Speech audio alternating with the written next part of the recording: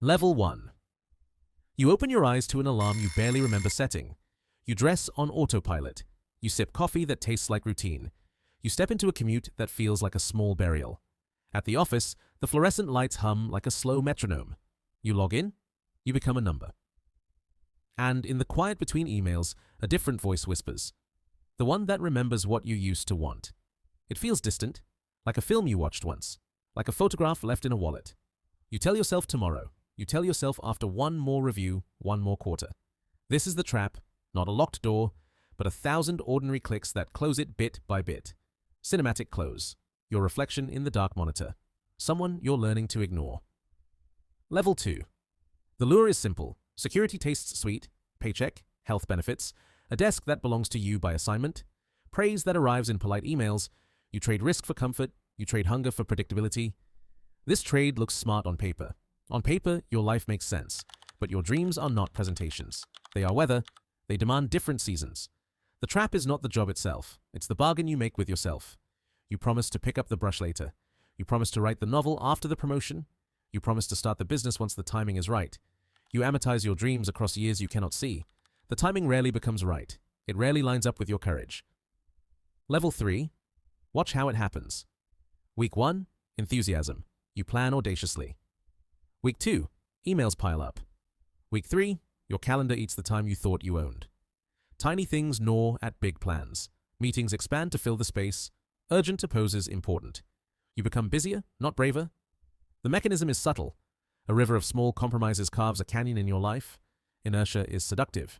It disguises itself as responsibility. You learn the vocabulary of busyness. Stakeholders, deliverables, bandwidth. They sound like armor, but they're anchors.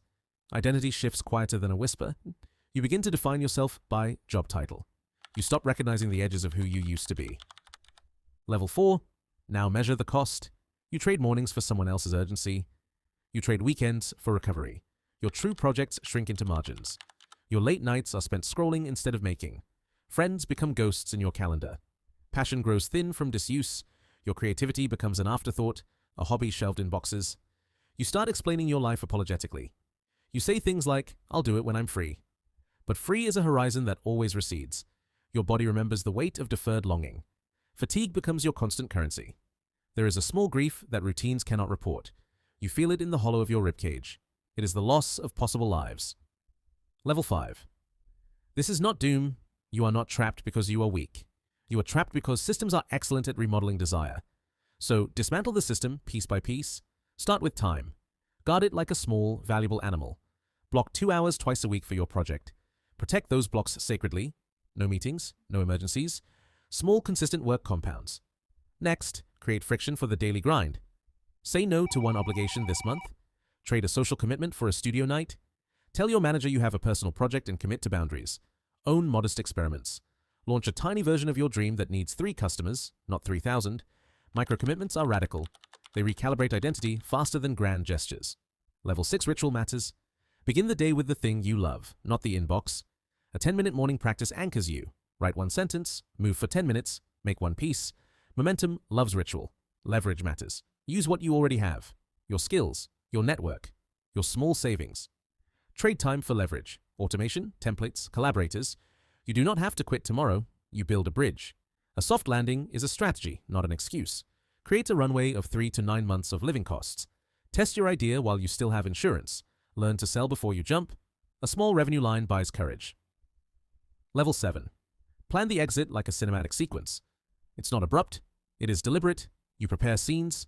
You rehearse leaving. You tell key people. You protect your dignity. You choose timing that minimizes regret. The moment you walk away should be a composition. 1 last tidy box, 1 clean desk, 1 phone call that says thank you and goodbye. Then you step into silence. Now imagine the first week after the leap. No commute.